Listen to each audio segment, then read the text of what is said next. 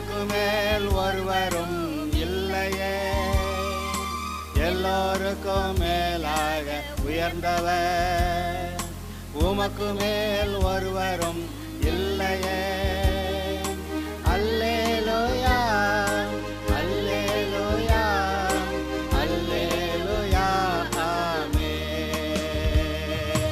அல்லேலூயா, அல்லேலூயா, அல்லேலூயா, ஆமென். ஒருவரால் சிருஷ்டிக்கப்படாமலே தாமாக என்றென்றும் இருப்பவர்.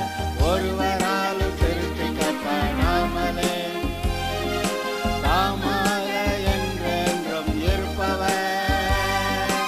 அல்லேலூயா, அல்லேலூயா, அல்லேலூயா.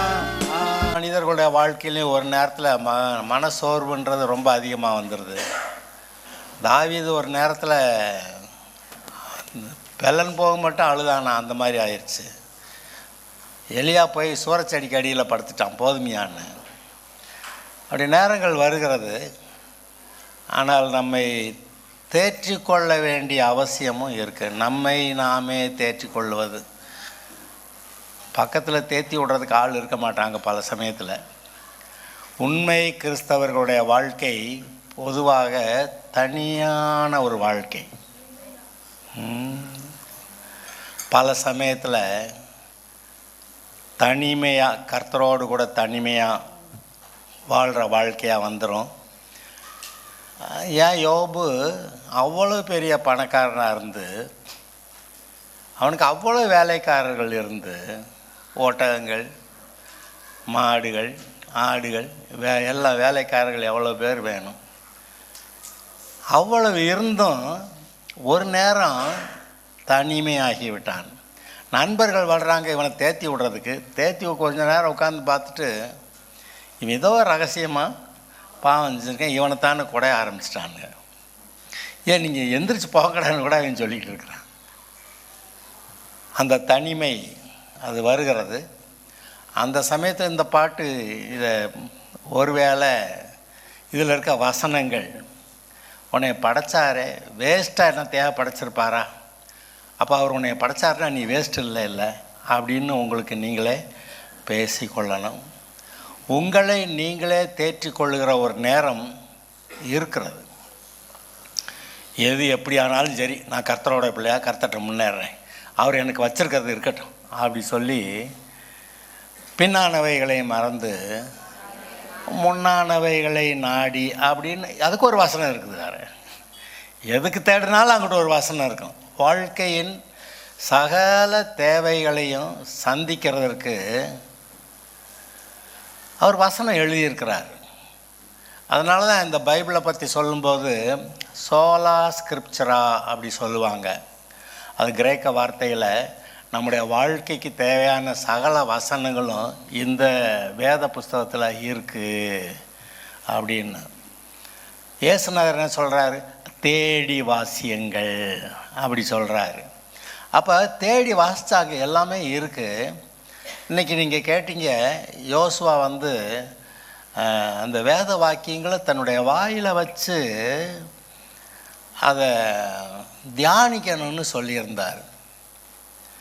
அது ரொம்ப அவசியமாக இருக்குது. சில சமயத்தில் நம்ம பைத்தியக்காரத்தனமாக எதையா ஒன்று செஞ்சு விட்ருவோம். அதான் கர்த்தர் சொல்கிறாரு, உன் வழிகளிலெல்லாம் அவரை நினைத்துக்கொள், அப்பொழுது அவர் உன் பாதையை செவைப்படுத்துவார். நான் பாட்டு என்னமோ செஞ்சு விட்டேன். உன் வழிகளிலெல்லாம் அவரை நினைத்துக்கொள்.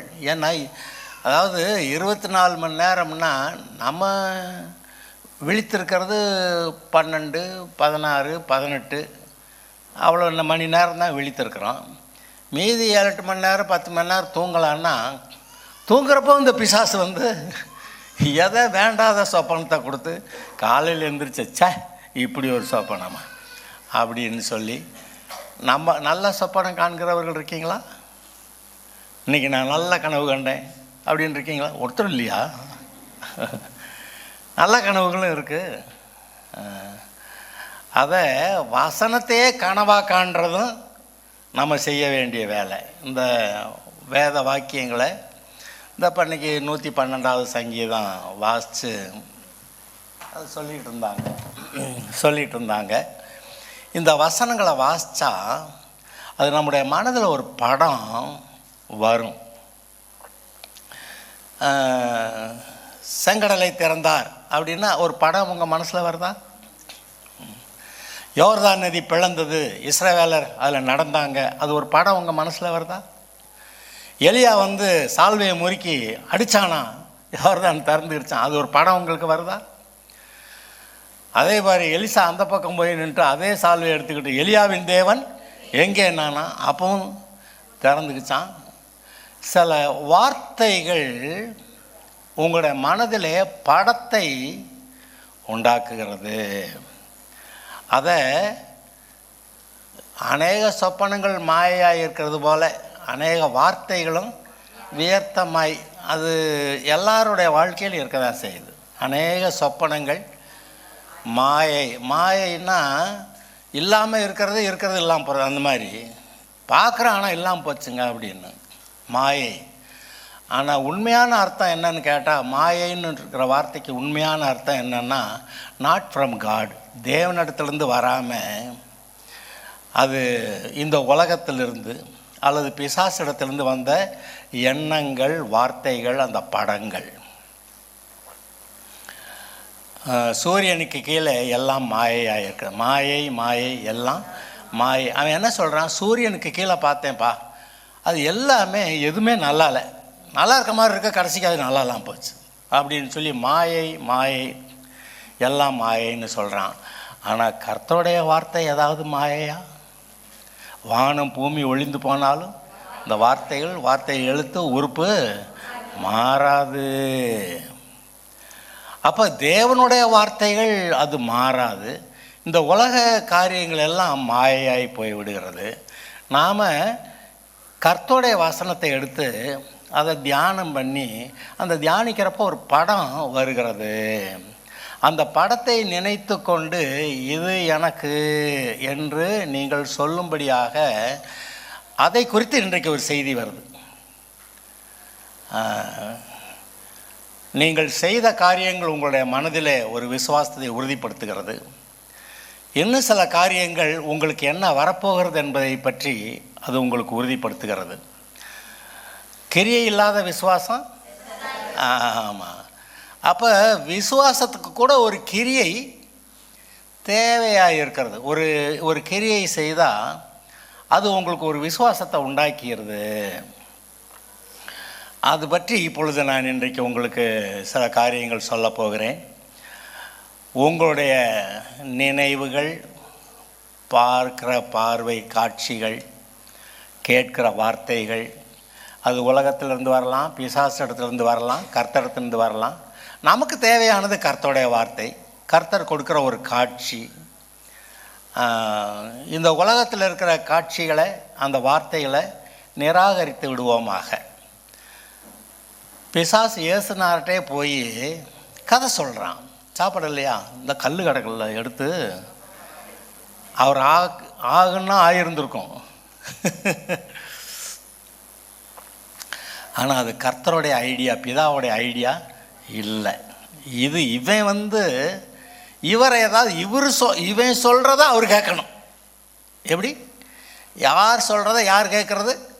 பிசாசு சொல்கிறத இயேசு கேட்கணும். அதை ஒரு காரியத்தில் கேட்டுற மாட்டாரா அப்படின்னு சொல்லி கல்லாப்பமாக்கிறது, அங்கேருந்து குதிச்சா தூதர்கள் உன்னை கால் ஒடியாமல் பிடிச்சிக்கிடுவாங்கன்றது. ஏன் இந்த உலக செலவைக்கு போய் போட்டு பாடம் பண்ணுகிறேன், என்கிட்ட ஒரு தடவை சாஷ்டாங்கமாக விழுந்து பணிச்சிட்டா நானே பூமியெல்லாம் உன்கிட்ட கொடுத்துட்றேன் அப்படியெல்லாம் சொல்லி வஞ்சிக்கிற, ஏமாற்றுகிற அப்படி வார்த்தைகளை பிசாசு பேசுகிறான். இயேசுக்கிட்ட மட்டும்தான் பேசுனானா, இப்போ நம்மகிட்டையும் பேசுகிறானா? கொஞ்சம் கவனிச்சா போச்சு, அதை இன்னும் கொஞ்சம் நேரம் பேச ஆரம்பிச்சிருவான். அதனால் நாம் அநேக சமயங்களில் அவன் என்ன பேசுகிறான்னு கவனிச்சும் இருக்கிறான். அவன் சொன்னதை செஞ்சு விட்டு சிக்கலில் மாட்டிக்கிட்டதும் உண்டு. அப்புறம் எழுந்திரிச்சு வர போராடி ஜெபிச்சு வந்தது உண்டு. ஐயா இவன் வந்துட்டானா, இவனை முதல்ல வெளியே அனுப்பு, பிசாசை அனுப்பு வெளியே அப்படின்னு சொல்லி வெளியே அனுப்புறதும் உண்டு. அவன் எதாவது பேசினான்னா அப்பாலே போ சாத்தானேன்னு சொல்கிறப்ப நீங்கள் பழகிக்கிட்டு இருக்கிறீங்கன்னு நினைக்கிறேன். பிசாசு என்ன வந்து சொன்னாலும் நீ அப்பாலே போ சாத்தானே அப்படி சொல்கிறதுக்கு நீங்கள் பழகிக்கிட்டு இருக்கிறீங்கன்னு நினைக்கிறேன். பழகுங்க. தேவனுடைய வார்த்தை அது நமக்கு சொந்தம். பிசாசுடைய வார்த்தைகள், பிசாசு தான் உலகம் பிசாசு ஒன்று தான். உலகத்திலும் உலகத்தில் உள்ளவைகளும் அன்பு கூறாதிருங்கள், ஏனென்றால் உலகமும் உலகத்தில் உள்ளவைகளும் தேவனால் உண்டானவை, உங்கள் பிதாவினால் உண்டானவைகள் அல்ல அப்படி சொல்கிறாரு. அதனால் எங்கே அன்பு கூறுறது? உன் முழு இருதயத்தோடு, முழு ஆத்மாவோடு, முழு பலத்தோடு கர்த்தரிடத்துல. அப்புறம் நீ உன்னை நேசிக்கிறது போல் பிறனை இந்த வட்டத்துக்குள்ளே இரு அப்படி சொல்கிறாரு. அந்த வட்டத்துக்குள்ளே இருக்கிற வரைக்கும் நமக்கு நல்லது. இப்போ நான் சில காரியங்கள் நான் உங்களுக்கு சொல்கிறேன். நீங்கள் செய்த ஒரு காரியம் உங்களுக்கு விசுவாசத்தை உறுதிப்படுத்துகிறது. உதாரணமாக கல்யாணம் வருது, தேதி குறிச்சாச்சு, அப்புறம் அதுக்கு முன்னாடியே வந்து பெண் வீட்டார் மாப்பிள்ளை வீட்டார் வந்து பார்த்து ஒருத்தர் எல்லாம் விசாரித்து எல்லாம் பார்த்துட்டாங்க. நிச்சயமும் நடந்துருச்சு. கல்யாணம் ஆயிடுச்சா? கல்யாணம் ஆன பாடம் இல்லை. சரி, தேதியை குறித்து எல்லாருமா திருமணத்துக்கான எல்லா ஏற்பாடுகளையும் செஞ்சு சர்ச்சில் ஆராதனை, அதுக்கு முன்னாடியே அந்த மண்டபங்களில் என்னென்ன ஏற்பாடு பண்ண எல்லாம் செஞ்சு முடித்தாச்சு. எல்லாம் ரெடி. மண்டபத்தில் சாப்பாடு கூட ரெடியாகி ஓடிக்கிட்டு இருக்கு. கல்யாணம் நடந்துருச்சா? இல்லை. சர்ச்சுக்கு எல்லோரும், பொண்ணு மாப்பிள்ளை எல்லோரும் வந்துட்டாங்க. கல்யாணம் நடந்துருச்சா? நடக்கலை. அப்புறம் பாட்டெல்லாம் போகுது, ஜபமெல்லாம் போகுது. ஏதேனில் ஆதிமனம் அந்த பாட்டு இல்லாமல் கல்யாணம் நடக்கிறது இல்லை பொதுவாக. அப்புறம் போதகர் வந்து கேட்குறாரு, உங்களுக்கு சம்மதமானு பொண்ணை கேட்குறாரு, மாப்பிள்ளையை கேட்குறாரு. அப்புறம் இங்கே இருக்கிறவங்கெல்லாம் இந்த மாதிரி திருமணத்துக்காக வந்திருக்கிறாங்க, இவங்கெல்லாம் திருமணத்தில் இணைக்கும்படி வந்திருக்கிறதுனால இங்கே இருக்கிறவங்க யாருக்காவது தடை இருக்கா அப்படின்னு இங்கேயும் கேட்குறாரு. நல்ல வேலை அந்த சமயத்தில் பேசாமல் இருக்காங்க. எதுவும் யார் கீச்சு மூச்சுன்னு சத்தம் போட்டால் கூட பாஸ்டர் கேட்காத மாதிரி வேலையை பார்த்துட்ருப்பார்.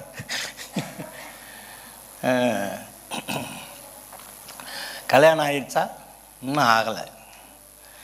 அந்த வாக்குறுதிகளெல்லாம் கேட்குறாரு. கல்யாணம் ஆயிடுச்சா? ஆகலை.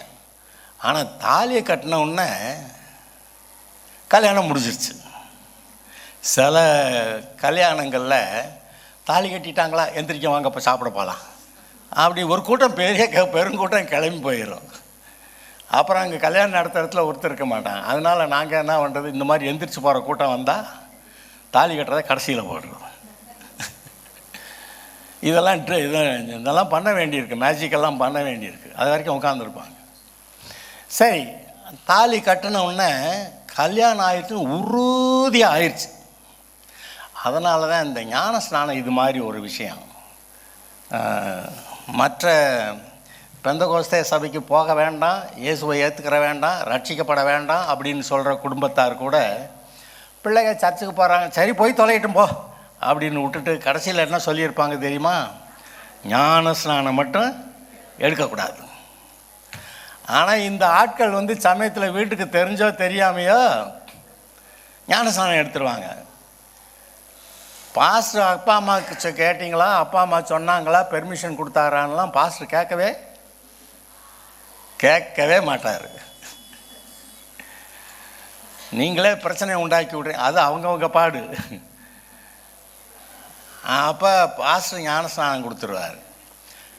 அதாவது இவங்க மட்டும் இல்லை, அங்கே போய் ஞானஸ்நானம் எடுக்க வேண்டாம்னு சொல்கிறவங்களும் என்ன நம்புகிறாங்க, ஞானஸ்நானம் எடுத்துட்டா ரட்சிக்கப்பட்டாங்க, கிறிஸ்துவோட கூட சேர்ந்துக்கிட்டாங்க அப்படின்னு அவங்களுக்கு உறுதியான நம்பிக்கை வந்தது. அது எப்படிங்க ஒரு ஞானஸ்நானம் எடுத்தவொடனே இப்படி ஒரு உறுதியாக?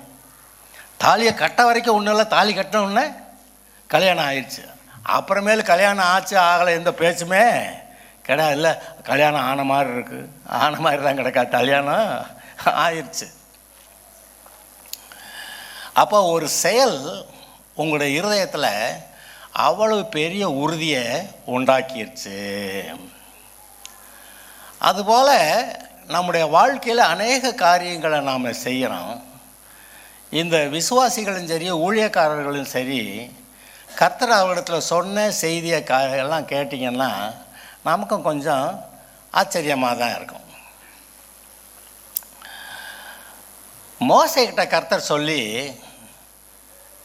செங்கடலை திறந்து விடுன்றார். என்ன செய்யணுமா? என்னமோ சொல்கிறார், இது செய். ஆமாம், கோலை தூக்குனா கடல் திறக்குது, அப்படியெல்லாம் சொல்லக்கூடாது. அவர் சொன்னாரா? கோலை உயர்த்தினானா எவ்வளவு பெரிய செங்கடல் திறந்துருச்சுங்க. தரை வழியாக போகிறாங்க. அந்த பக்கம் போய் நின்றுட்டு மறுபடி கோலை ஓங்கினா அதுக்குள்ளே அந்த எகிப்தியருடைய சேனையெல்லாம் கடலுக்குள்ளே நுழைஞ்சிருச்சு. இவங்க வெளியேறிட்டாங்க, அவங்க உள்ளே நுழைஞ்சிட்டாங்க. ஏன் அங்கே போய் இன்னொரு தடவை கோலை உயர்த்தி மறுபடி கடலை மூடி விட்டான். பார்வோனு சேனையும் அதோட வெள்ளத்தில் அந்த செங்கடலில் போனது. ஏதோ ஒரு செயல்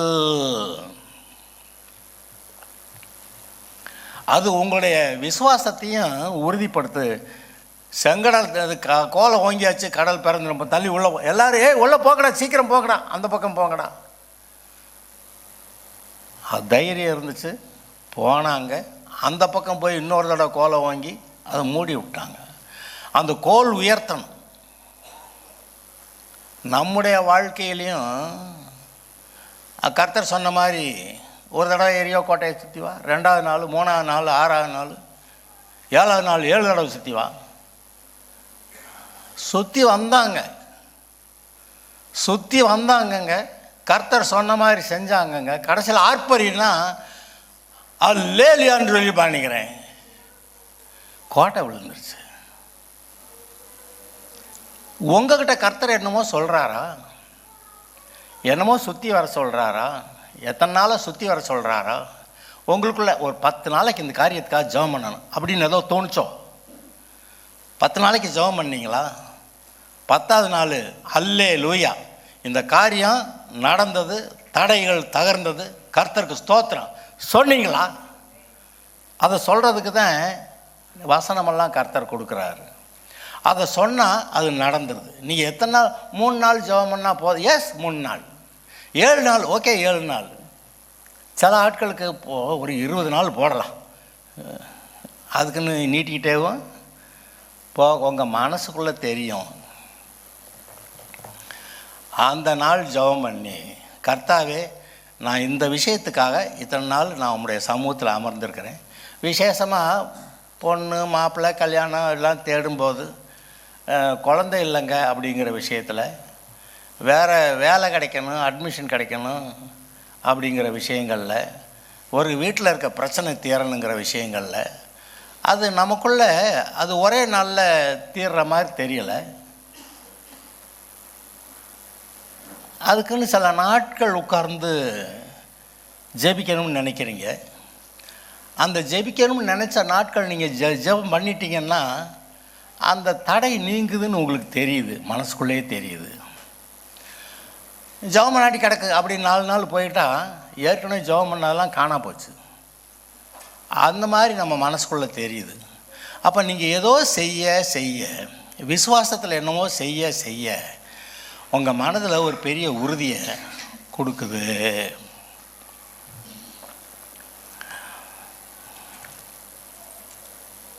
இதுபோல் எல்லா ஊழியக்காரர்களும் என்னமோ செஞ்சுருக்கிறாங்க.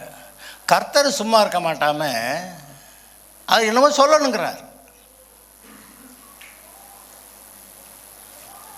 யோசேப்புக்கு 1க்கு 2 சொப்பனம்,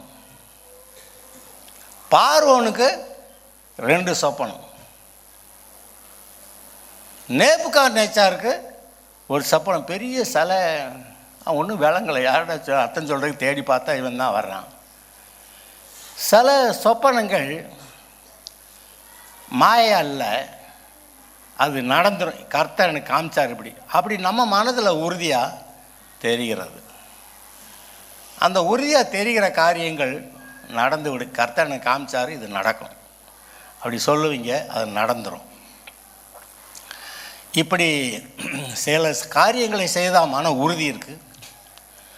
சில காரியங்களை இவ்வளோ நாளைக்கு செய்யணும், சில காரியங்களுக்கு இத்தனை நாள் ஜெபம் பண்ணணும், சில ஒரு 2 நாள் உபவாசம் போட்டு ஜெபம் பண்ணிடுவோம் அப்படின்னு. அந்த 2 நாளோ 3 நாளோ 7 நாள் ஏதோ ஒன்று உங்களுக்கு தெரியுது. அந்த ஜெபத்தை நீங்கள் பண்ணுறீங்க. அது எல்லாமே அந்த தடைகளை தகர்க்க. தானியேல் 21 நாள் ஜெபம் பண்ணானா. அப்புறமேலு தேவதூதன் வந்து சொல்கிறேன், எப்பா நீ ஜெபம் பண்ண ஆரம்பித்தப்பவே பதில் வந்துருச்சு, நான் கொண்டு வர்ற வழியில் இந்த பெர்சியா தேசத்து அதிபதி என்னை மறிச்சுக்கிட்டேன், அப்புறமேல் மிகாவேல் வந்ததுனால நீ பார்த்துக்கன்னு சொல்லிட்டு நாங்கள் உன்கிட்ட சொல்ல வந்தேன், 21 நாளாகி போச்சு அப்படி சொல்கிறான். அப்போ சில பதில்களுக்கு தடைகள் இருக்குதுன்னு நீங்கள் விளங்குது. அதனால் உங்கள் மனதுக்குள்ளே சில காரியங்களுக்கு இந்த தடை நீங்கணும்னு நீங்கள் ஜெபம் பண்ணால் அதை மனதில் உறுதியாக இருக்கணும். 7 நாளைக்கு ஜெபம் பண்ணிவிட்டு 9வது நாள் 9 நாள் சொல்லியிருந்தால் 7 நாளில் விட்டால் எப்படி ஆகிறது? கர்த்தர் வந்து நாகமானுக்கு எத்தனை தடவை சொன்னார்? 7 தடவை முங்கிய தெரியும். இவன் இந்த நதியை விட எங்கள் ஊர் நதி நல்லா இருக்குன்ட்டு பாறேன். அப்புறம் யாரோ சொல்லி கொண்டு வந்து விட்டுருக்குறாங்க. 1 2 3 4 5 6 இத்தனை தடவை மொழி இருந்துருக்கு, ஒன்றையும் காணாம். இது என்ன கிடைக்க போகுது? இல்லை, 7வது நாளும் 7வது தடவையும் உள்ளே போயிட்டு வாங்க. சிறு பிள்ளையோடைய மாம்சம் போல் அவனுடைய சரீரம் ஆயிற்று. கர்த்தர் சொன்னதை உங்கள் மனதில் நீங்கள் அறிஞ்சதை, உங்கள் மனதில் நீங்கள் நிர்ணயித்து கொண்டதை சரியாக நிறைவேற்றணும். நேர்ந்து கொள்ளுகிறதை அதாவது நேர்ந்து கொண்டுட்டு அப்புறம் செய்யாமல் இருக்கிறத காட்டிலும் நேர்ந்து கொள்ளாமல் இருப்பது நல்லது. மூடர்களில் கர்த்தர் பிரியப்படுகிறது இல்லைன்னு எழுதியிருக்கு. ஏன்னா நேர்ந்துக்கிறத அப்புறம் அது செய்யாமல் போகிறது மூடைங்கிறார். ஆனால் நேர்ந்துக்கிறாமே இருக்கலாம். நேர்ந்துக்கிறாமல் இருந்தால் நல்லது. இப்படி வேணும் ஆண்டவரேன்னு சொல்லிவிட்டு நேர்ந்துக்கிறேன்லாம் சொல்லக்கூடாது. இது எனக்கு வேணும் அவ்வளவுதான் சொல்லிட்டு நிறுத்திக்கலாம். உங்களுக்கு காரியங்களை வாய்க்க பண்ணுகிற கர்த்தர் இருக்கிறார். தப்பாக நேர்ந்துக்கிட்ட ஒரு ஆள் பற்றி பைபிளில் ஒன்று வாசிச்சிருக்கீங்களா? யார்? எப்தா. நான் யுத்தத்தில் ஜெயிச்சுட்டு வர்றப்ப என் வீட்டில் இருந்து என்ன வருதோ அதை அவனுக்கு பலியிடுறேன்னு கடைசிக்கு மக வர்றான். இந்த கொடுமையை எங்கே போய் சொல்கிறது? நீங்களும் நானுமா இருந்தால் என்ன சொல்லியிருப்பான்? என்ன ஆண்டவர் லூஸ் தனமாக என்னமோ பேசி விட்டணும். லூஸ் தனமாக ஒன்றும் பேசக்கூடாது, வாயை விடக்கூடாது. உங்கள் வாயின் வார்த்தைகள் வெரி பவர்ஃபுல். உங்கள் வாயின் வார்த்தைங்க. பிசாசு சொல்கிறது நடக்காது, ஏன் கர்த்தர் சொல்கிறது கூட நடக்க மாட்டேங்குது. ஆனால் நீங்கள் சொல்லிட்டீங்க, அவ்வளோதான். இந்த வியாதியை மேற்கொண்டுட்டேன்னு நீங்கள் சொல்லிட்டீங்கன்னா, சொன்ன வியாதி என்னை போட்டு ரொம்ப அலட்டுதுங்க, அதுதான் சொன்ன வார்த்தை தான். ஆனால் எல்லா எதிர்ப்புகளையும் மேற்கொள்ளக்கூடிய பலனை கர்த்தர் உங்ககிட்ட வச்சுருக்கிறாரு. சிலர் என்ன பண்ணுறாங்க, இந்த பாவம் செய்யாமல் இருக்க உதவி செய்யும்னு ஏதோ ஒரு குறிப்பிட்ட பாவத்தை சொல்லிக்கிட்டு, இந்த பாவம் மட்டும் நான் செய்யாமல் இருக்க கர்த்தர் எனக்கு உதவி செய்யட்டும், எனக்காக ஜெபம் பண்ணுங்க, இன்னொருத்தட்ட போய் ஜெபம் பண்ண சொல்கிறாங்க. இங்கே ஒருத்தர் அப்படி இல்லை, வேறு இடங்களில் இருக்கிறாங்க. அங்கே இந்த பேர் சொல்லி ஜெபம் பண்ணுங்க அப்படியெல்லாம் சொல்லுவாங்க. அது அவங்களுக்கு அவங்க ஜெபம் பண்ணால் கேட்க மாட்டாருன்னு அவ்வளோ உறுதியாக இருக்காங்க. பார்த்தீங்களா? அது எப்படிங்க? என்னிடத்துல வருகிற ஒருவனை நான் புறம்பே தள்ளுவதில்லைன்னு அவர் சொன்னால் இவங்க எப்படி இருக்கிறாங்க? அப்படி இருக்க முடியாது. இப்போ இவ்வளவு செயல்கள் சொன்னேன். இப்போ ரொம்ப முக்கியமாக கம்யூனியன், இதை பற்றி இன்றைக்கி நான் சொல்லணும்னு நினச்சிட்டு வந்தேன். எங்கே மத்தேயு 26, 26, 27 வாசிக்கலாம்.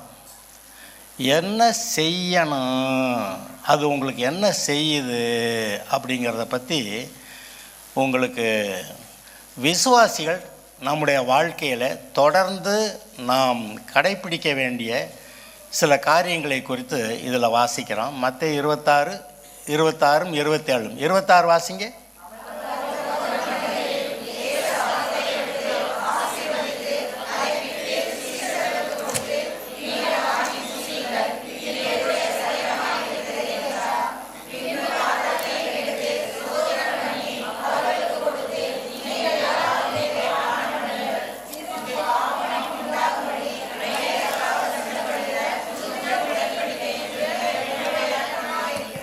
ஓகே. அப்பொழுது அவன் 26 எங்கிட்ட போயிட்டனோ. ஓகே.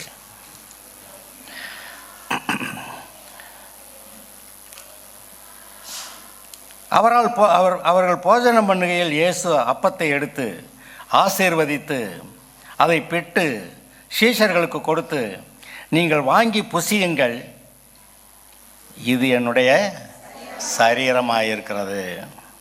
சரி. பின்பு பாத்திரத்தையும் எடுத்து ஸ்தோத்திரம் பண்ணி அவர்களுக்கு கொடுத்து, நீங்கள் எல்லாரும் இதில் பானம் பண்ணுங்கள், இது பாவ மன்னிப்புண்டாகும்படி அநேகருக்காக சிந்தப்படுகிற என்னுடைய புதிய உடன்படிக்கைக்குரிய என்னுடைய இரத்தமாக இருக்கிறது. இதை நம்முடைய வாழ்நாளெல்லாம் செய்யணும்னு சொல்லியிருக்கிறாரு. பஸ்கா ஆடு எப்பெல்லாம் அடித்தாங்க?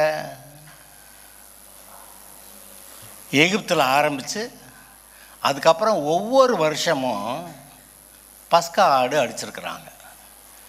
அவங்க இஸ்ரவேல் தேசத்தில் வந்த ஒரு பாடு பஸ்கா பண்டிகையாகவே கொண்டாட ஆரம்பிச்சிட்டாங்க. ஒவ்வொரு வருஷமும் பஸ்கா பண்டிகை கொண்டாடினார்கள்.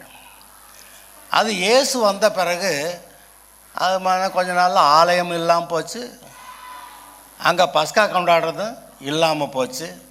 ஆனால் சபை வந்து விட்டது. சபைக்கு கர்த்தர் இந்த பஸ்காவை நியமிக்கிறார். சபையில் இந்த பஸ்கா ஒருவேளை இப்போ நாம் ஒரு மாதத்துக்கு ஒருக்கா அப்படின்னு நாமளாக கணக்கு வச்சுக்கிட்டோம். இது கர்த்தர் சொல்லலை. மாதத்துக்கு ஒருக்கா அப்படின்லாம் அவர் சொல்லலை. இல்லை வாரம்டா அதுவும் சொல்லலை. இல்லை முதல் வாரம் 3வது வாரம்டா அதுவும் சொல்லலை. வருஷத்துக்கு ஒருக்கா அதுவும் சொல்லலை. ஆனால் நான் திரும்பி வரும்போது என்னுடைய மரணத்தை நினைவு கூறும்படி இதை செய்யுங்கள் அப்படி சொல்லிட்டு போயிட்டார். அந்த பஸ்கா அப்பத்துலேயே ரசத்துலேயே என்னதாங்க இருக்குது?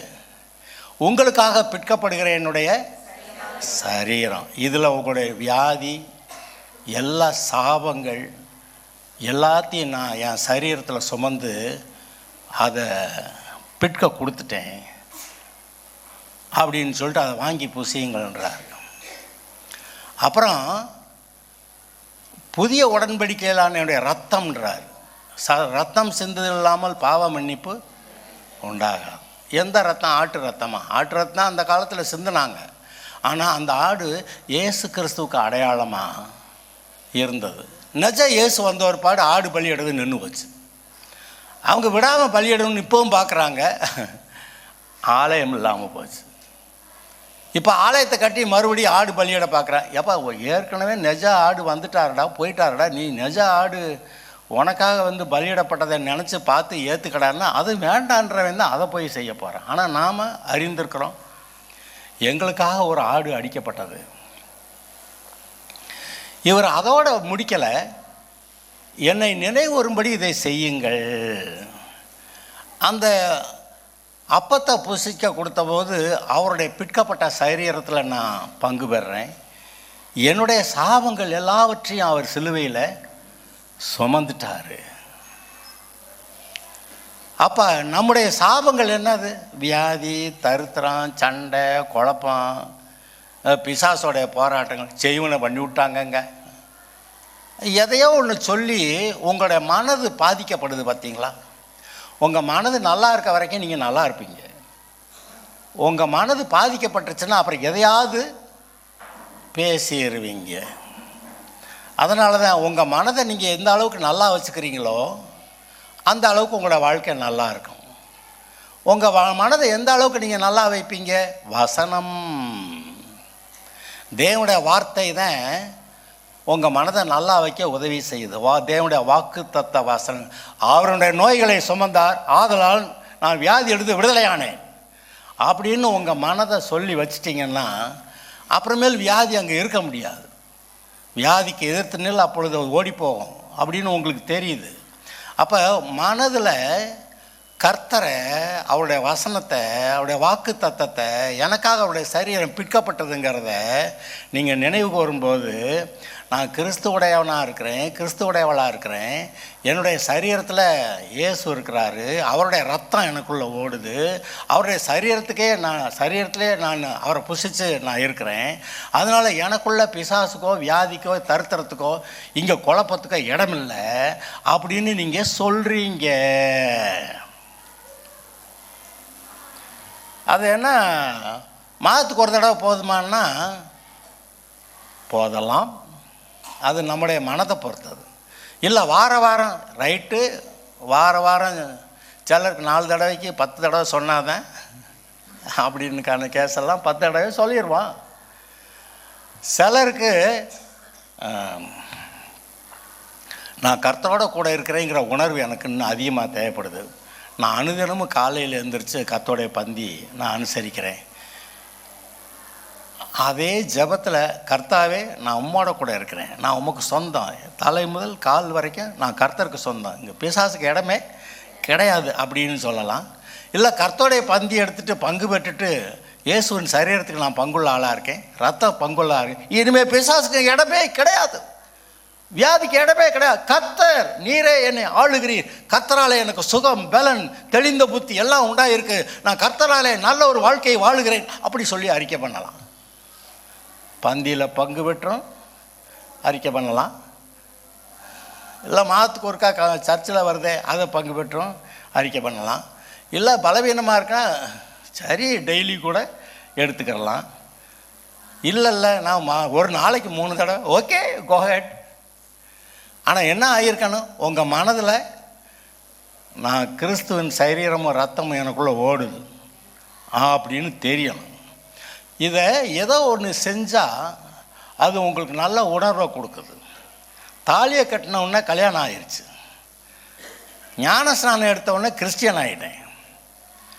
இப்போ இந்த பந்தியில் பங்கு பெறும்போது இயேசுவின் ரத்தமே எனக்குள்ளே ஓடுது, இங்கே பிசாசுக்கு இடமில்லை, வியாதிக்கு இடமில்லை, எந்த தீங்குக்கு இடமே கிடையாது.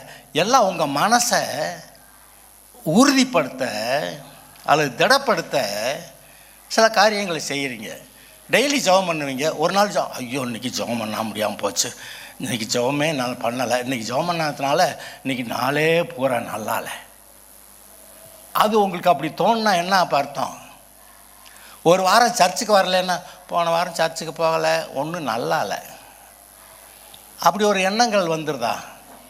அப்புறம் ஏன் கர்த்தர் சர்ச்சு ஆராதனை வச்சுருக்கிறாரு? போனால் தான் திருப்தி. அழுகு கவனிக்கலையே போய் சில ஆளுங்க போயிட்டு வந்துட்டேங்க, இன்னும் சில ஆளுங்க பாஸ்டர் ஆசீர்வாதம் போடுறாரா அது வரைக்கும் அந்த அங்கே நின்றுக்கிட்டே இருந்து கேட்டுட்டு இல்லையா சொல்லிட்டு ஓடுறது, அதுவே அவங்கள தேத்துது இல்லையா? அதான் முடிஞ்சு வச்சுலன்னு அவர் வாட்டுக்கு ஜபம் போடுவார், ஆமேன்னு சொல்லுவார், அப்புறமேல் ஆசீர்வாதம் போடுவார், அதெல்லாம் அப்புறம் போட்டுக்கிட்டு நான் போகிறேன் அப்படின்னு போகிறவங்க அப்படியும் போயிடுறாங்க. ஆனால் இருந்து கேட்கணுன்றவங்களுக்கு கேட்டால் தான் மனசு திருப்தி. அந்த மனசு உங்கள் மனசு உங்களை திருப்தியாக வைக்கணும். வாசனத்தை கொண்டே திருப்தியாக வச்சிட முடியும். ஆனால் சில சமயங்களில் நம்முடைய சில வேலைகளும் அவசியமாக இருக்கிறது, கூடி ஜெபிக்கிறது அவசியமாக இருக்குது. யாக்கோபு 5வது அதிகாரத்தில் ஒரு வசனத்தை நம்ம வாசிக்கலாம். யாக்கோபு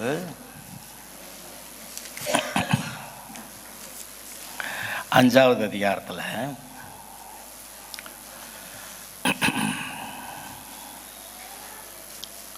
13வது வசனம். உங்களில் ஒருவன் துன்பப்பட்டால் ஜெபம் பண்ண கடவன். ஒருவன் மகிழ்ச்சியாக இருந்தால் சங்கீதம் பாட கடவன். உங்களில் ஒருவன் வியாதிப்பட்டால் அவன் சபையின் மூப்பர்களை வரவழைப்பானாக. அவர்கள் கர்த்தருடைய நாமத்தினால் அவனுக்கு எண்ணெய் பூசி அவனுக்காக ஜெபம் பண்ண கடவர்கள். அப்பொழுது விசுவாசமுள்ள ஜெபம் பிணியாளியை ரட்சிக்கும். கர்த்தர் அவனை எழுப்புவார். அவன் பாவம் செய்தவனானால் அது அவனுக்கு மன்னிக்கப்படும். நீங்கள் சொஸ்தமடையும்படிக்கு உங்கள் குற்றங்களை ஒருவருக்கொருவர் அறிக்கையிட்டு ஒருவருக்காக ஒருவர் ஜெபம் பண்ணுங்கள்.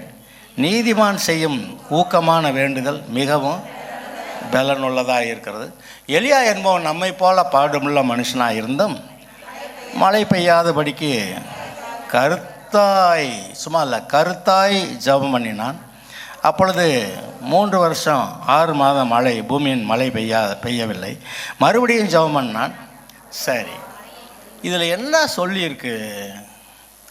அதாவது அதுக்குன்னு தலைவலிக்குதுன்னா, பாஸ்டர் வாங்க பாஸ்டர் போன் தான் வேறு இருக்குதா? பாஸ்டருக்கு தான் தொழில் போல் வேலை போலன்னு அது கடைசிக்கு மூப்பர் எழுந்திரிச்சு அங்கே போகணும். ஆனால் நீங்களாக கிறிஸ்துவுக்குள்ளே நிலை நிற்க இதெல்லாம் உங்களுக்கு உதவி செய்யக்கூடிய ஒரு காரியங்கள். இதுக்கு நாமளே ஜெபம் பண்ணிடலாம், நாமளே மேற்கொண்டலாம். பிள்ளைகளுக்காக நீங்கள் ஜெபம் பண்ணுவீங்க, உங்களுக்காக நீங்கள் தான் ஜெபம் பண்ணுவீங்க. நான் பக்கத்தில் யார்ட்டையாவது எனக்கு ரொம்ப பிரச்சனையாக இருக்குது, எனக்காக கொஞ்சம் ஜெபம் பண்ணுப்பா, ஒரு நாள் கூட ஒருத்தரையும் நான் கேட்டதில்லை. என்னென்னா ஏன் ஜெபத்தை கேட்க மாட்டாரா? ஏன் ஜெபத்தை கேட்காம இன்னொரு ஆளோடைய ஜெபத்தையாக கேட்குறாரு அப்படின்னு இந்த கணக்கில் எப்படி போயிரும்னா, பாஸ்டர் வேலைக்காரன், இந்த விசுவாசிகள் தேவனுடைய பிள்ளைகள். பிள்ளைகளுடைய ஜெபத்தை கேட்காம வேலைக்காரன் ஜெபத்தையாக கேட்டு அவர் என்னமோ செய்கிறாரு. அங்கே என்னமோ ஒன்று நல்லா இல்லை. எது சரி? பிள்ளைங்க அப்பாட்ட, அப்பா நம்ம நிலைமை இப்படி இருக்குது, சரி இப்படி ஆகிப்போச்சுப்பா, எனக்கு மன்னிக்கணும், சரியா சரி வாடா ஒழுங்காடா அப்படின்னு சொல்லி என்னமோ பண்ணி விட்டுறாரு.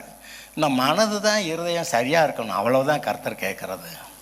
சில சமயத்தில் எதையாவது ரொம்ப கோளாறாயிரும், ஐயா வேறு வழி இல்லை, ஏதாவது அவுட் ஆகிரும் போல் இருக்குது, கேஸ் அவுட் ஆகிரும் போல் அப்படின்னா, அந்த சிறு பிள்ளை சாக போகிற நிலைமையில் ஒருத்தன் கூப்பிட வர்றான் பாருங்க, ஐயா சாகிறதுக்கு முன்னாடி வாங்கலாம் சொல்லி இன்னொருத்தன் சொல்லிக்கிட்டு இருக்கிறான். இவரும் போகிறேன்ட்டு போகிறாரு, அதுக்குள்ளே என்னமோ அவுட் ஆகிடுச்சு கேஸு. ஒன்றும் பேசாத பார்ப்போலாம் போய் அவனுடைய விசுவாசம் என்ன? இவர் கையை வச்சா அவன் இந்த பெரும்பாலுள்ள ஸ்திரீ நான் போய் தொட்டாலே சுகமானு இவன் என்ன பண்ணுறான்? அவர் தொட்டாதேன் அப்படின்னு அவர் பாடையில் போகிறப்ப கூட தொட்டி எழுப்பி விட்டு போகிறாரு. சில கேஸை உன் மகன் பிழைத்திருக்கிறான் போ அப்படின்னு அதை கேட்டு போய்ட்டான். அவன் மகன் பிழைத்திருக்கிறான்னு செய்தி வருது. அப்போ தொட்டான்னு இருக்குது, பேசினான்னு இருக்குது. நீங்கள் பேசினாலும் சுகமடைய முடியும், தொட்டாலும் சுகமடைய முடியும். நிழல் பட்டா ஆமாம் உருமால் கச்சை. இவங்க இந்த பவுல் எத்தனை உருமா கட்டினானோ தெரியாது. போகாத பக்கம்லாம் அவன்கிட்ட உருவிட்டு ஓடி போய் அங்கே போட்டால் அவன் சுகமாகிட்டு இருக்கிறான். பேதர் வர்றாண்டான்னா இந்த பக்கம் வெயில் அடிக்குது, அந்த பக்கம் அவன் வந்தான்னாக்கா இந்த பக்கம் நிழல் வரும்னு இந்த வியாதிக்காரெலாம் கொண்டு போட்டால் அவன் சுகமாகிட்டு இருக்கான். அப்போ என்னவோ செய்ததுனால அவன் நிழல் பட்டுச்சா சோமாயிடுச்சு வாடா அப்படின்னு சொல்லி எந்திரிச்சு ஓடுறானுங்க. உருமாலை போட்டாச்சா, கச்சையை போட்டாச்சா, சோமாயிட்டான்டா அப்படின்னு அவன் கச்சையை போட வரைக்கும் அவன் படுத்து கிடக்கிறான். கச்சை பட்டவனே எந்திரிச்சு ஓடுறான். அந்த எலிசாவை செத்து போயிட்டானான்னு கொண்டு அவனை அடக்கம் பண்ணியிருக்கிறானுங்க. அது யுத்த காலமாக இருக்கிறப்ப எங்கே ஒருத்தன் அந்த காலத்தில் செத்து போயிட்டான், அவனை கொண்டே அடக்கம் பண்ணி இவன் கல்லறையை தோண்டியிருக்கானுங்க. அவனை கொண்டு ஏன் வந்துட்டாங்களோ சீக்கிரம் போடுறான்னா, இந்த பாடி போய் அந்த எலிசாவோட எலும்பில் பட்டுச்சோ இல்லையோ, பட்ட மாத்திரத்தில் அது எந்திரிச்சு கொண்டு போய் போட்டவனுக்கு எப்படி இருக்குன்னு நினைக்கிறீங்க? என்னடா நீங்கள் ஓடுறாங்க பின்னாடி எவனு விரட்டிக்கிட்டே போகிறான், எப்படி இருக்கும்னு நினைக்கிறீங்க? என்னமோ நடந்துச்சு, சம்திங் டச். அது கேட்க என்னை தொட்டது யார்? அப்போ என்னமோ ஒரு டச். உங்கள் மனசு கர்த்தரை டச் பண்ணிட்டா விஷயம் முடிஞ்சிச்சு. அந்த மனசு, இந்த பாழா போன மனசு, இந்த கர்த்தரை தொட வைக்கிறதுக்கு கம்யூனியனும் வேண்டி இருக்குது. அது மாதம் பத்தாது, 2 வாரத்துக்கு வாரத்துக்கு ஒரு கேட்குறவங்களும் இருக்காங்க. வீட்டில் கம்யூனியன், டெய்லி கம்யூனியன் எடுப்பேங்க. எஸ், இந்த வாரம் நேற்று நான் கம்யூனியன் எடுக்காமல் போயிட்டேன்னா அங்கே வந்து பிசாசு வந்து இப்படி அட்டாக் பண்ணி பிடிச்சுங்க அப்படி சொல்கிறவனு இருக்கிறான். நாம் இங்கே உட்காந்துக்கிட்டு கம்யூனியன் எடுக்கிறோம்ல, வசனம் எனக்குள்ளே இருக்குது, எந்த பிசாசு என்கிட்ட கிட்ட நெருங்க முடியாது. உங்கள் மனசு அப்படி சொல்லிட்டா எந்த பிசாசு உங்களை நெருங்க முடியாது. ஆனாலும் கம்யூனியன் அவசியம். அது வழக்கமாக இதை என்னுடைய மரணத்தை நினைவு வரும்படி இதை செய்யுங்கள் அப்படி சொல்கிறாரு. அப்போ சில காரியங்களை தொடர்ந்து நாம் செய்கிறது அவசியமாக இருக்குது. மாதத்துக்கு ஒரு தடவை கம்யூனியன் வருது. என்ன நினைக்கிறீங்க?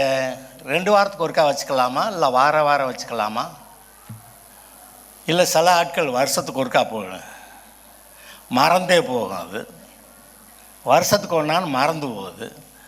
அப்போ மாதத்துக்கு ஒருக்கான்னா சரி, ஓரளவுக்கு சரி. இல்லை பாஸ்டர், ஒரு வாரம் விட்டு ஒரு வாரம், இல்லை முதல் வாரம் 3வது வாரம் அப்படி ஏதாவது சொல்கிறவங்களும் இருப்பாங்க.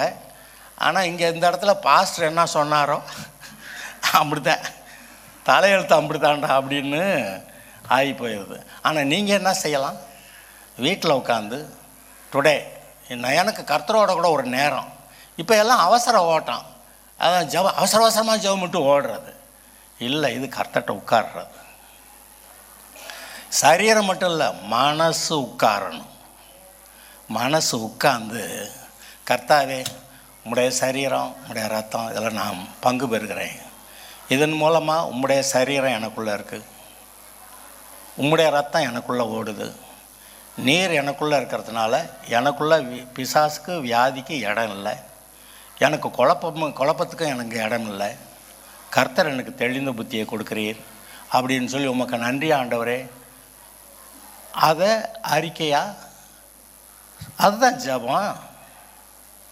அப்படி சொல்லிட்டா சமயத்தில் வீட்டில் போய் பந்தி பங்கு பெறுறதுக்கு பந்தி எடுக்கணும்னாக்க அது இன்னும் 2 மணி நேரம் இங்கே நின்று கர்த்தாவே என்னுடைய மனதில் நான் இயேசுவின் ரத்தத்தை நான் பானம் பண்ணுறேன், இயேசுவின் சரீரத்தை புசிக்கிறேன், ஆண்டவரே ஸ்தோத்திரம் உமக்கு நன்றி அப்படி சொன்னாவே அது நடந்துருது. உங்கள் மனதை பக்குவப்படுத்துறதுக்காக தான் நிறைய வேலை நடக்குது. வாரம் சபை கூடி வருதலே கர்த்தர் ஏற்படுத்துறது. ஏன்னா சபை கூடி வருதல் வரலைன்னா இவனுக்கும் கர்த்தருக்கும் சம்மந்தம் இல்லாத மாதிரி வாழ்க்கையை நடத்த ஆரம்பிச்சிடுறான். அப்போ இது வந்து அவரே தீர்மானித்த, வாரத்துக்கு ஒருக்கா வான்னு சொல்லி தீர்மானித்தா அது ஒரு வாரம் விட்டால் நமக்கு கொஞ்சம் பலன் இல்லாமல் போயிடுது.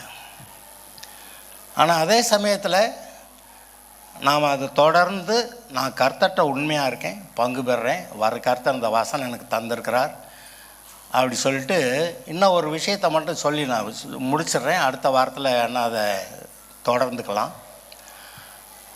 இந்த உலகத்தில் கிறிஸ்தவங்க தான் ரொம்ப பொய் சொல்கிறாங்கன்னு சில ஆளுங்க சொல்கிறாங்க. நம்ம பாடுற பாட்டு, வாசிக்கிற வசனங்கள் எல்லாமே அந்த பாட்டெல்லாம் அந்த வாக்கு தத்தங்களெல்லாம் எனக்கு நடந்துருச்சுன்னு நம்ம உறுதியாக பாடுற மாதிரி. ஆனால் அது பார்த்தா ஒன்றும் நடக்கலை, இவங்க தான் ரொம்ப பொய் சொல்கிறாங்க அப்படின்னு சில ஆட்கள் வெளியே இருக்கவங்களாம் சொல்கிறாங்கன்னு கேள்வி. ஆனால் அது உங்களுடைய விசுவாச அறிக்கை. பாட்டில் வர்ற வசனம் எல்லாம் விசுவாச அறிக்கை. அது என்ன ஆகணும்? உங்கள் இருதயத்தில் விசுவாசமாக மாறணும்.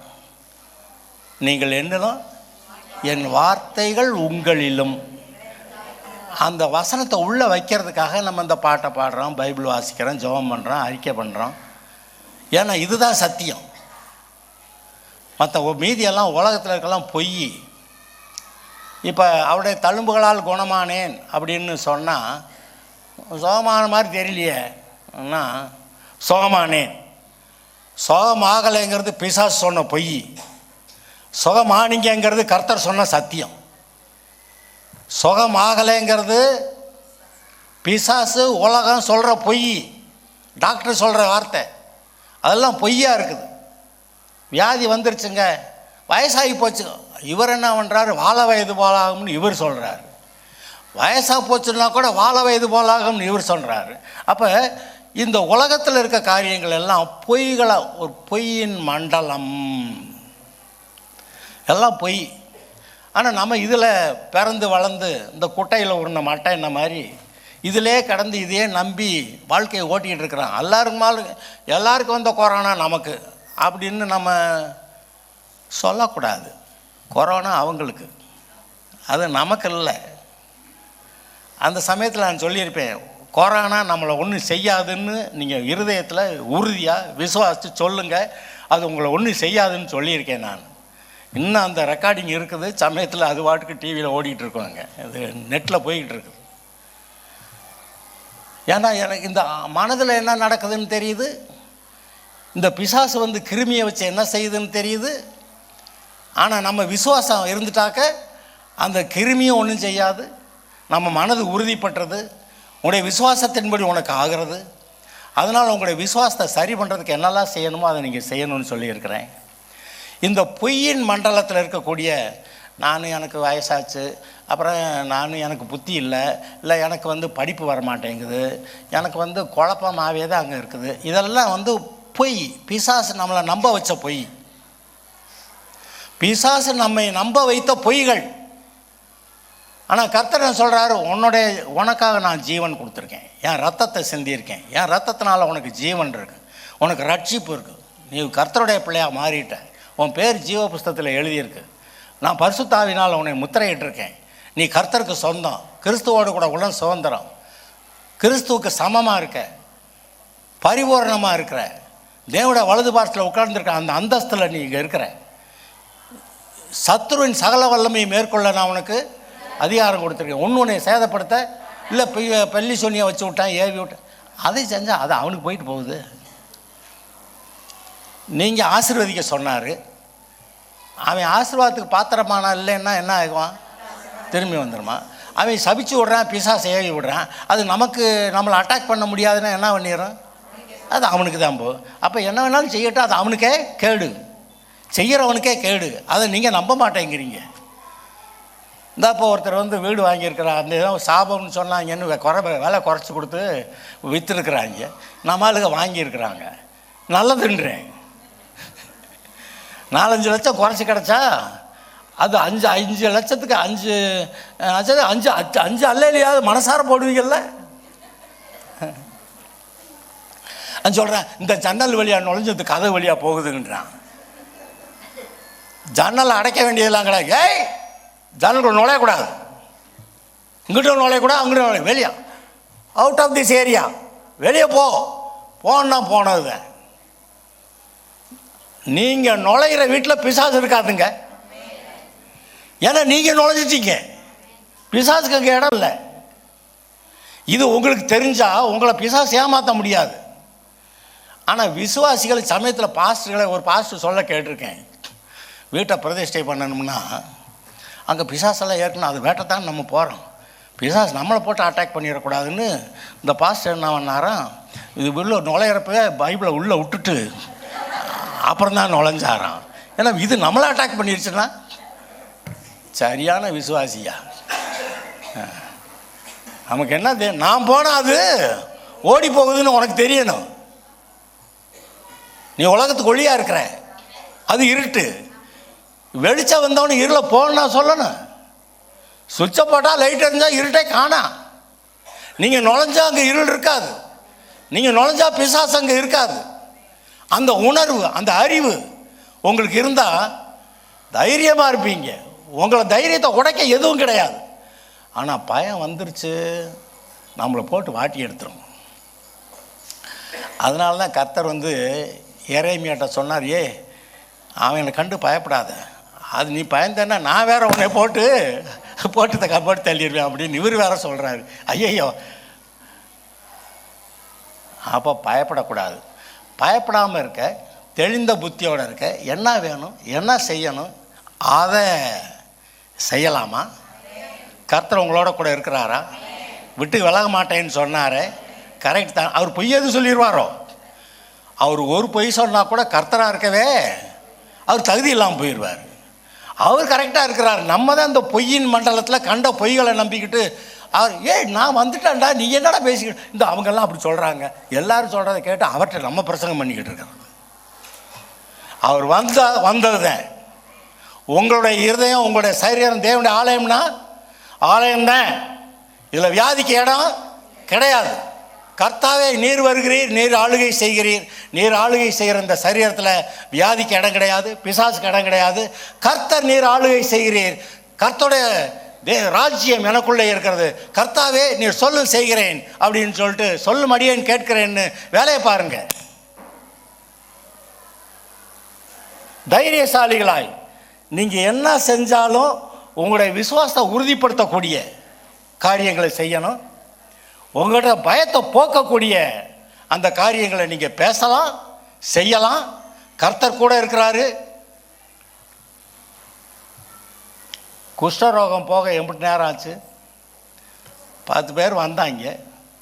ஐயா சரி போங்கடா போய் ஆசாரியன்ட்ட காட்டுன்னா போகிற வழியில் பார்த்தா ஒருத்தன் சோபாயிட்டான்னு திரும்பி ஓடி வர்றான். மீதி பேர்லாம் போயிட்டான்னு. இவர் எப்பா சோமானவங்க 10 பேர் இல்லைடா. இவர் கணக்கு போடுறாரு. நன்றி உள்ளவர்களாக இருப்போமா. நான் நன்றி சொல்லுதல் அதிகமான நன்மைகளை அற்புதங்களை உங்களோட வாழ்க்கையில் உண்டாக்கணும். அவங்க சொன்னாங்க இவங்க சொன்னாங்க பில்லி செய்ய மாட்டாங்க ஏவிட்டாங்க இந்த அந்த ஊர் டாக்டர் அப்படி சொல்லிட்டு எந்த ஆள் என்ன சொன்ன என்ன கர்த்தருடைய வார்த்தைக்கு மீறி யார் என்ன சொன்னாலும் அதுக்கு இடம் இல்லை. கர்த்தருடைய வார்த்தைக்கு மட்டுமே என்னோட இருதயத்தில் இடம். நான் கர்த்தருக்கு தான் கீழ்ப்படிவேன். பிசாசை எட்டி உதச்சிருவேன், மிதிச்சிருவேன். நான் சில சமயம் சொல்லியிருக்கேன், எங்கே எந்திரிச்சின்னு மனதார இந்த பிசாசை மிதி அப்படின்னு சொல்லியிருக்கிறேன். சில ஆள் மனசார மிதிக்காமல் 3 தடவை அடிச்சுட்டு நிறுத்திக்கிட்டேன். அந்த மாதிரி கதையா அது கேட்க ஏன்டா ஒரு 5-6 தடவை அடிச்சிருக்க கூடாதான்னா இல்லை 3 ஏன்டா அப்போ 3 தடவை தான்டா நீ ஜெயிப்ப அப்படின்னு. உங்கள் மனசார போட்டு பிசாசை போட்டு மிதிச்சு அந்த கதை முடிஞ்சிருச்சுன்னா நீங்கள் விடணும். எப்போ கதை முடிஞ்சு உங்கள் மனசு அதை முடிச்சிட்டான்னு உங்கள் மனசுக்கு தெரியுது, அப்போ தான் நீ அவனை முடிக்க வரைக்கும் உங்கள் மனசு அவனை விடக்கூடாது. போட்டு மிதின்னு மிதிச்சுக்கிட்டு தான் இருக்கணும். அதை மிதிக்க சொன்ன அது ஒரு செயல், ஒரு ஆக்ஷன். அந்த செயல் உங்கள் மனதை உறுதிப்படுத்துது, திருப்திப்படுத்துது, பலப்படுத்துது, விசுவாசத்தை கொடுக்குது, தைரியத்தை கொடுக்குது. இப்போ விசுவாசத்துக்கு ஏற்ற கிரியைகளை செய்யுங்கள். என்ன போட்டிருக்கு? கிரியை இல்லாத விசுவாசம். அப்போ நம்ம விசுவாசத்துக்கு ஏற்ற கிரியைகளை செய்வான். விசுவாசத்துக்கு ஏற்ற கிரியைகளை செஞ்சால் அது விசுவாசம் வந்துடும். விசுவாசம் வந்துட்டா விசுவாசத்தின்படி ஆயிரும். இப்படி நீங்கள் உங்களுக்கு இருக்கிற இந்த விசுவாச போராட்டத்தில் நீங்கள் ஜெயிக்கணும், நீங்கள் முன்னேறணும்னு கர்த்தர் விரும்புகிறார். ஒரே நாளில் நீங்கள் 10th பாஸ் பண்ணிட முடியாது. 1st ஸ்டாண்டர்ட், 2nd ஸ்டாண்டர்ட், அப்படி 7th 8th 9th 10th போகிற மாதிரி விசுவாசத்தில் வளருவீங்க. வளரணும். அதான் கர்த்தர் கேட்குறாரு. கர்த்தர் உங்களோட கூட இருக்கிறாரா? யாருக்கு அது இல்லாத மாதிரி இருக்கா? இல்லைன்னா இல்லை, இருக்கிறாருன்னா இருக்கிறார். இவர் இப்படி ஒரு சட்டம் போட்டு வச்சிருக்கிறாரு. இல்லாத மாதிரி இருந்தாலும் நீர் இருக்கிறீர் அப்படி சொல்லலாமா? அப்படின்னு சொல்லலாம். நான் விசுவாசிக்கிறேன் ஆண்டவரே, ஆனாலும் அவிசுவாசம் நீங்கள் அப்படி ஒருத்தன் சொல்லி வச்சுருக்கான். நமக்கு என்ன தெரியணும்? கர்த்தர் கூட இருக்கிறாரா? கர்த்தர் உங்களுக்கு ஜெயம் கொடுப்பாரா? வாழ்நாளெல்லாம் நல்லா இருப்பீங்களா? இருக்கிற பிரச்சனைகளை ஜெயம் எடுப்பீங்களா? உங்கள் குடும்ப காரியங்களெல்லாம் நல்லா தான் வருமா? அதில் இருக்க போராட்டங்களில் ஜெயிப்பீங்களா? கர்த்தர் உங்களோட தான் இருக்கிறாரா? ஆசீர்வதிக்கிறாரா? நீங்கள் அவர் மாதிரி ஆகி நீங்கள் ஜெயமாக வாழணுங்கிறது தான் அவருடைய சித்தம். வாழ்க்கையில் முன்னேறலாம். அல்லேலூயா. 3 மணி நேரம் ஆக்கிடுவேன் போல் இருக்குது. பாஸ்டர் நீங்கள் முதல்ல பிரசங்கம் பண்ணிடுங்க. ஓகே. நான் கர்த்தர் நம்ம கொடுக்குற நேரங்கள், ஒரு நாள் கர்த்தர்கிட்ட உட்கார்றோம். இந்த நாள் கர்த்தருடைய நாள். அதனால் வீட்டுக்கு போன ஒரு பாடம் நல்லா திருப்தியாக சாப்பிட்டு சந்தோஷமாக தூங்கிட்டு எந்திரிச்சு மறுபடியும் பைபிளைத்தானே எடுத்து இன்றைக்கி என்ன பிரசங்கம், இன்றைக்கி என்ன கேட்டான் அதெல்லாம் நினச்சி இதுதான் ஜீவ வார்த்தை. அது சொல்ல நான் ஜீவ அப்பப்புகிறாரு. என்னை சாப்பிடுன்றாரு. அப்பத்தை இது உங்களுக்காக பிற்கப்பட்ட சரீரம்ன்றாரு. என்னுடைய அந்த சரீரத்தில் ஒன்றும் இல்லை, கடைசி வசனத்தில் தான் இருக்குது.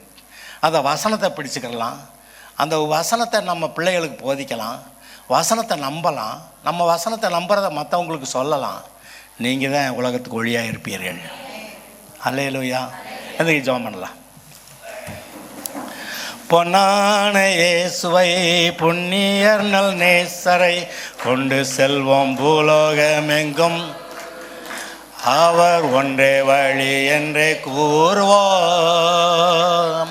பொன்னான இயேசுவை புண்ணியர் நல் நேசரை கொண்டு செல்வோம் பூலோகமெங்கும், அவர் ஒன்றே வழி என்றே கூறுவோம். தேவனே வந்து நம்மை நடத்திடுவார், தேவை அறிந்து பயன்படுத்திடுவார். தேவனே வந்து நம்மை நடத்திடுவார், தேவை அறிந்து பயன்படுத்திடுவார். பொன்னான இயேசுவை புண்ணியர் நல் நேசரை கொண்டு செல்வோம் பூலோகமெங்கும், அவர் ஒன்றே வழி என்றே கூறுவார். அவர் எலியா எலிசா மூலம் அற்புதம் செய்தார், இந்த நாளில் எங்கள் மூலம் நிச்சயம் செய்வார். அவர் எலியா எலிசா மூலம் அற்புதம் செய்தார், இந்த நாளில் எங்கள் நாளில் நிச்சயம் செய்வார். எத்தனையோ நோய்கள் அத்தனையும் போக்கும், எத்தனையோ நோய்கள் அத்தனையும் போக்கும். இயேசுவின் ரத்தத்தாலே ஜெயம் பெறுவோம், நாம் இயேசுவின் ரத்தத்தாலே ஜெயம் பெறுவோம். தேவனே வந்து நம்மை நடத்திடுவார், தேவை அறிந்து பயன்படுத்திடுவார். தேவனே வந்து நம்மை நடத்திடுவார், தேவை அறிந்து பயன்படுத்திடுவார். பொன்னான இயேசுவை புண்ணியர் நல் நேசரை கொண்டு செல்வோம் பூலோகமெங்கும், அவர் ஒன்றே வழி என்று கூறுவோம். கர்த்தாவே, உம்முடைய சமூகத்தில் இருக்கிறது எங்களுக்கு நல்லது. நம்ம பெர்மனண்ட்டாக இருக்கலான்னு இங்கே இருக்கலான்னு சொல்லி மோசைக்கு ஒரு கூடாரம், எலியாவுக்கு ஒரு கூடாரம், உமக்கு ஒரு கூடாரம் போடலான்னு அவங்க சொன்னாங்க. ஆனால் அந்த கூடாரம் போடுறதை காட்டிலும் இவருக்கு செவி கொடுங்கள் அப்படி சொன்னீங்க. இன்றைக்கு நாங்கள் கர்த்தருடைய வார்த்தைக்கு செவி கொடுக்குறோம். நாங்கள் விசுவாசத்துக்கு ஏற்ற கிரியைகளையும் நாங்கள் செய்கிறோம். அந்த வசனத்தையும் அறிக்கையிடுறோம், வசனத்தினால இருதயத்தை உறுதிப்படுத்துகிறோம். எங்களுக்காக காரியங்களை வாய்க்க பண்ணுகிறவர் கர்த்தர். உம்முடைய வாக்கு தத்தத்தை நாங்கள் சொன்னால் அதுபோல் எங்களுக்கு ஆகிறது. அதுக்கு தேவையான நாங்கள் விசுவாசத்தின் கிரியைகளையும் செஞ்சுக்கிறோம். நன்றி கர்த்தாவே. எண்ணெய் பூசுதல், ஜெபம் பண்ணுதல், அது ஒரு செயலாக வந்தது. அப்போ மூப்பர் வந்தார், என்ன பூசினார், ஜெபம் பண்ணார்னா அது ஒரு தைரியத்தில் சுகமாக விசுவாசிக்க முடிகிறது.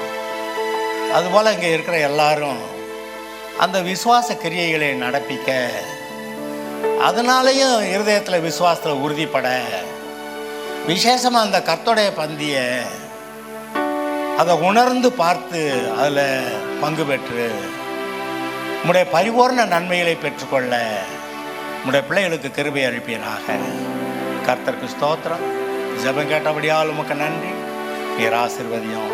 இயேசுவின் நாமத்தில் வேண்டுகிறோம் பிதாவே. என் ஆத்துமாவே